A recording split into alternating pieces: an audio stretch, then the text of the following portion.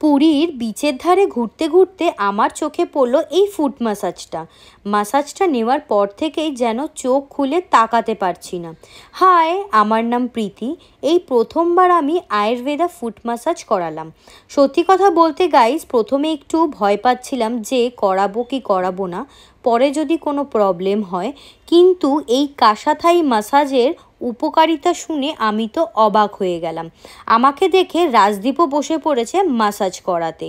এই মাসাজের ফলে body detox করে, শরীরের ভেতরে জমে থাকা ময়লা বেরিয়ে যায়, টেনশন মুক্ত হয়, পা ফাটা কমে যায়, হজম ভালো হয়, ঘুম ভালো হয়, আরও অনেক অনেক উপকারিতা আছে এই মাসাজের। এই মাসাজটা নেওয়ার পর ভীষণ রিল্যাক্স লাগছিল আমার, বিশাল ঘুমও পাচ্ছিল। বিচের ধারে বেশিক্ষণ আর ঘুরতে পারলাম না, সোজা চলে গেলাম রুমে। তোমরা কারা কারা এই মাসাজটা করিয়েছো অবশ্যই কিন্তু আমাকে কমেন্ট বক্সে জানিও।